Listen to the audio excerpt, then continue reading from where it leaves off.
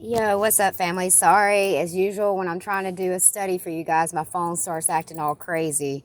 I was leaving off talking about the book of Revelation. We were speaking about God's, man's rejection when it comes to God.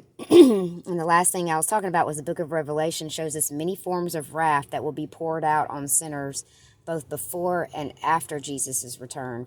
Family, the great irony is that the doctrine the world hates the most, is that God punishes sin, is the very doctrine at work in people's lives right now.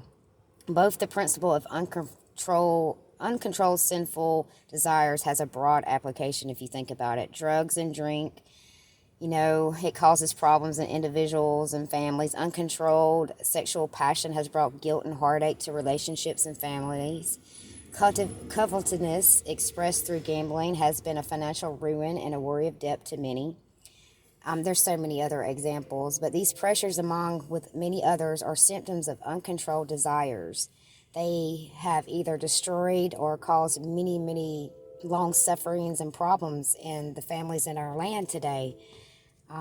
Excuse me. God's hands over men over to their sinful minds, and evil, and even as they did not like to retain God in their knowledge, God gave them over to a debased mind, to those things which are not fitting, being filled with all the unrighteousness, sexual immorality, wickedness, covetousness, maliciousness, full of envy, murder, strife, deceit, evil mindedness. They are whisperers, and that's in Romans chapter 1, verses 28 and 29. In conclusion, family, basically the Lord gives you over to a depraved state of mind and God's just wrath. These depraved minds shut themselves away from God's truth and instead produce all types of wickedness and absolute sheer godlessness and disregard for God's ways. Men do things they know deserve death and approve of those who do them. So these people go out of their way to stand up for one another. They support each other's sins. They make excuses. Basically, they stand up for one another, but they don't stand up for God's way and God's law and trying to obey. They rather obey themselves and do what makes them feel good. So man is now completely, at this point, under God's judgment. And he will do, is reject his creator, exalt himself. This is what it's basically about. It's about validating oneself, having the praise, not praising God, but praise me. Look at all the great things I can do. Look at what I offer the world. It's all about them. So God will give them over to a depraved, debased mind. He will give them over to those sinful desires that God, that is not approved of God, but he will give them over to that sinful behavior.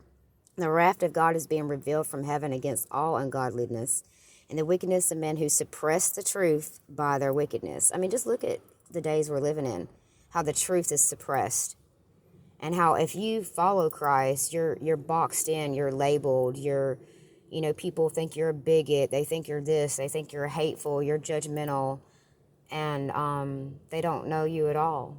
They don't know that what you're doing is not for your own glory, it's for the glory of the Most High Creator. And but God will pour out his wrath on a human race because we have worshiped the creature rather than creator. That's in Romans 1:21 through 23. God's response to man's hardened state is to outpour his wrath on those who sin. God's wrath is poured forth in every place because man displays rampant sin and does not glorify God. Like I said, it's all about glorifying themselves. Their art, their music, their job, their children, how they look. They rather glorify their own bodies instead of glorifying the creator of all things. Paul made 5 points also that number one, people knew God generally through the revelation of creation. God's creation makes his attributes evident within all people until they suppress it.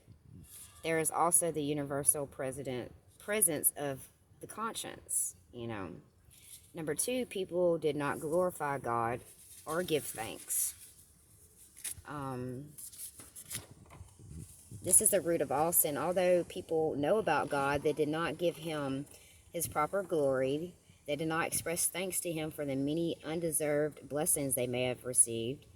We could easily develop an entire sermon basically on that, you know. It is easy to sit here and shake our heads at the heathen who have no concept of glorifying God or giving thanks. But do I glorify God for his goodness and mercy and grace? Do I give thanks for God for the many blessings that he has showered on me every day? Number 3, Paul also, as a result, the foolish hearts of sinners were darkened. Paul refers to this in Ephesians 4:18, where he describes the Gentiles, quote-unquote, pagans, as darkening in their understanding, excluded from the life of God because of their ignorance that is in them. Because of the hardness of their hearts, when Paul says their foolish heart was darkened, he is referring to their entire inner life, including intellect, emotionals, and their will. To be in the dark refers to a total moral and spiritual blindness, basically, family. Only God can shine his light into such dark hearts. And that's in 2 Corinthians chapter 4, verses 4 through 6. Number 4, as a result of darkened hearts, sinners possess to be wise but are fools. Since the fear of the Lord is the beginning of wisdom in Psalms 111:10, those who do not fear God or bow before him as God profess to be wise but are fools. Psalms 14:1. Fools does not refer to a mental deficiency, family, but to a spiritual and moral deficiency. Turning from the revelation that God has given of himself and his wrath and in his creation, sinners plunge into futile speculation. I know no better description of godless than, university professors, basically, than Romans 1:21 and 22. The final result, number 5, the final result is the foolish is exhibited by worshiping the creature rather than creator.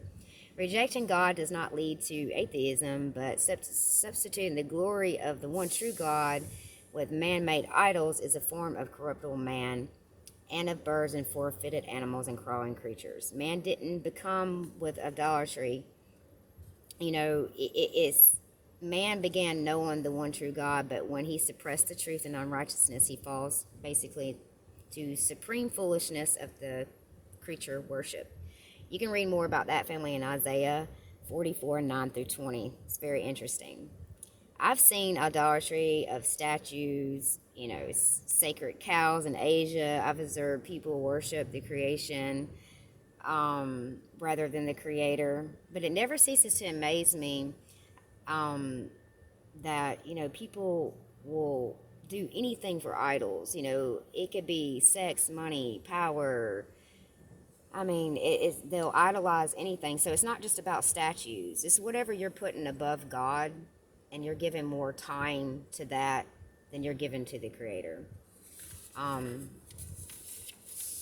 In conclusion, family, it's a demonic power that's over that person's life. It's not God's power. And until they can recognize the error in their ways, pray for these people that they may be shaken and awake before they do face their judgment of the Most High Creator.